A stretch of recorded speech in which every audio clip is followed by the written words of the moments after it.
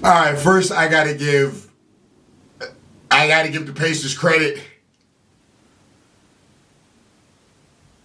Are they gonna win Game 7? Probably not. A bug just flew into my champagne. I'm pissed.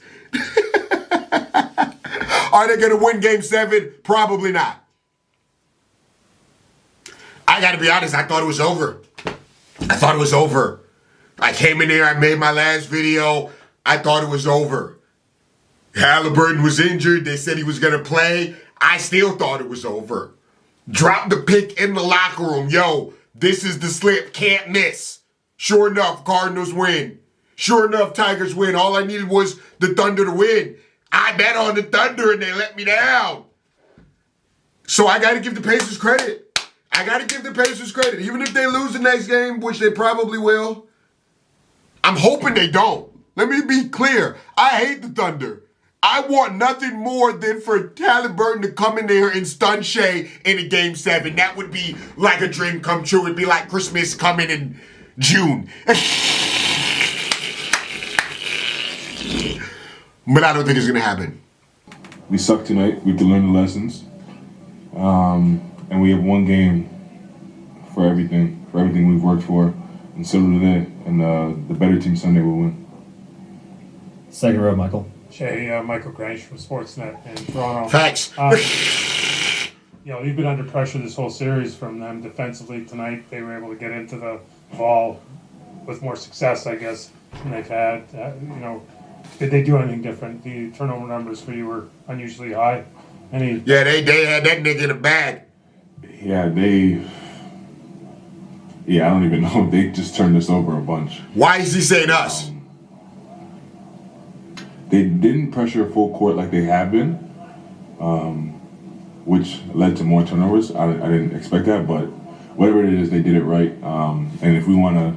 I don't know. That would be the only thing I would take from this. Not to nitpick too much because, I think ultimately Shea does a pretty good job of taking accountability in most situations, but he speaks very generally all the time normally, so I guess this tracks. But I would have liked for him to come in here and say, yeah, nigga, I turned the ball over. You're right. They made the team turn it over, but you also had 8 or 10 yourself, though. So, let's own that, right? Let's not run from that. I know Americans and their accountability, it's tricky, but let's own that. Yeah, nigga, I was off. They turned me over. I'll be better. I don't know. Something like that would have made me feel a little bit better than saying that the team turned it over. Anyways, let's hop into it. Actually, quick, can I look at the stats? I just want to... Because it felt like Jalen got off, but 4 points is insane. Yeah, Jalen had a good first half. Second half, nothing. Lou Dort, 3 points. Alex Caruso, donut. Yeah, the entire team didn't show up. Felt like Jalen showed up at the beginning, though.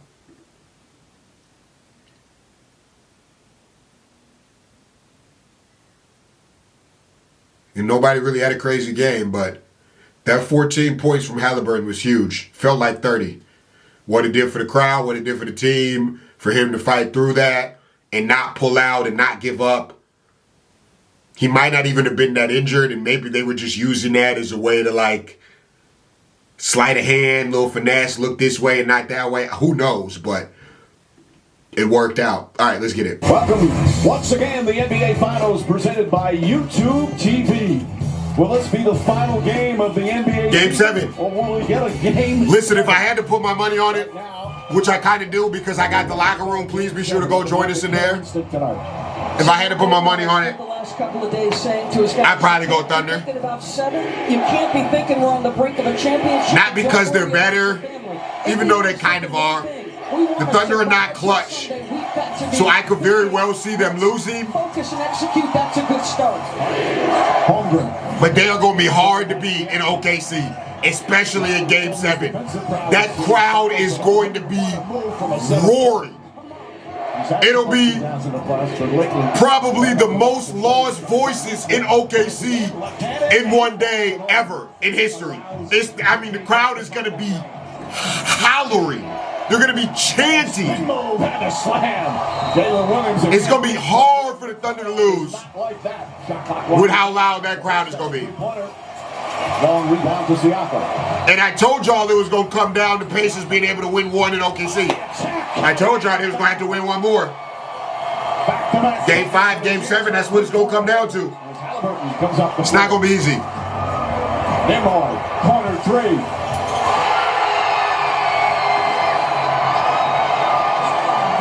That's one thing that I like about the NFL is they put the Super Bowl in a neutral at a neutral site, even though it's only one game.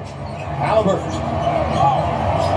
Good ball movement. Nembhard sidestep, tries another 3, knocks down another. Home court has such a big influence on everything. Hauls it in. Anyways, it's gonna be a hell of a game. TJ McConnell forces another turnover. Bad pass. Toppin tries. Toppin hits. Big shot, Top. There is no warm-up to him when he comes off the bench. Toppin. I like it though. That's a good aggressive shot though. Halliburton's gonna try. Finally gets You know what I'm saying? Tyrese Halliburton from downtown. They playing like they back against the wall. Inside the arc. And the Thunder didn't do a good job of that. Looks to push.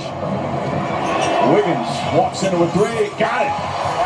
A modern NBA on that. I'm telling you, I know I say this all the time, but my theory about them taking games off or not coming at 100%, I don't know. It could be tactical. Could be tactical. And then they went on a little bit of a run. What did you like about the way you guys closed? Because you know the Pacers going to be 100%. You know they coming 100% because they got to. They're a good team. They're going to make Y'all don't have to.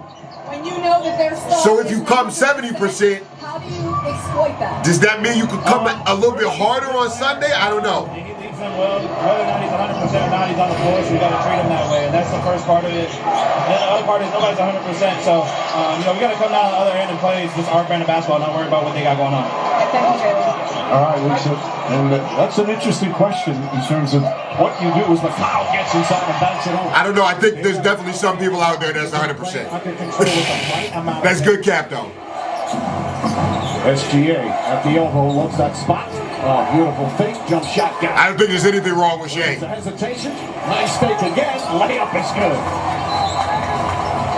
And McCarroll. Or Jalen Williams, for that matter. Fuck you talking about. One change they might. He'll play shorter. That's good cap, though. As TJ McConnell gets into the paint, Kenrich Williams. I swear, every time TJ McConnell get the ball, he look like he don't know what he about to do with it. He look like he just freestyling off the dome. No idea. Am I shooting? Am I driving? Am I passing? Who knows? It works, though. Somehow it works. Here in the first half, he's already got 8 points for Casey Wallace. That nigga play like he from Indiana. That's why they love him. McConnell in the front court. Halliburton. Step back. 3-pointer. It's good. The second 3-pointer. Halliburton told TJ McConnell, I don't know how you be making them shots. I hate playing with you at 2K. I can never make them shots. Once again. Cross the lane. Pull up jump shot. You ain't making that with McConnell at 2K. That's not going in. Another timeout. Fading jumper 3 feet away from the rim. Go. Hartstein had it. McConnell takes it away. Good hustle, boy. Nam. Oh, you got to make that.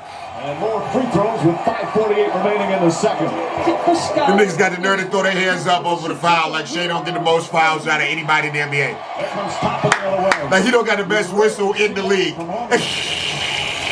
Neese with the 3. Puts it in. SGA baseline. You're just trying to see. Halliburton. Caruso chasing him. Halliburton finds a spot, launches, and hits long pointer from Halliburton. Long 17-point lead. Promo code Clark, man. Blocked by Turner. Already, Mike. Promo code Clark, man. It's not too late Siakam. Layup is good. to show your boy some love With the second quarter. and to make a little bit of money in the process. Halliburton checks the shot clock, drives. There's that floater. I ain't gonna cap to y'all. This helmet feel extra tight today, nigga. I think I'm getting fatter. 16 points. Oh, Hallie, give me those. Give me those. Oh, no, Lord. Siakam for the slam.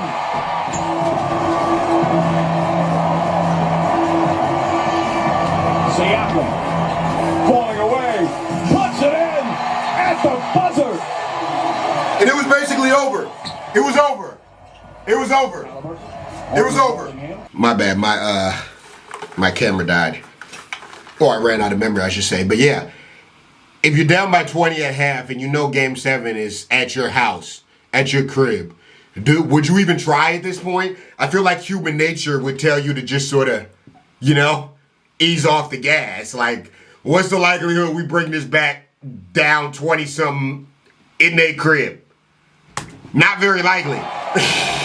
They are dismantling his jump shot. And obviously, NBA players are never going to say, yeah, we had to take a game off to win the next game. Shepard running the floor. I wouldn't expect them to. Back-to-back easy buckets. But it's a little bit of a strategy. If OKC come out fresh as hell, dunking on everybody fast as hell. That's his third of the game. Williams, the SGA. That's all I'm saying. Just think about it. Ponder it. Gets to his spot. Jump shot, carry it, and a foul. They be trying so hard to get that nigga foul. Nem nem. It's good.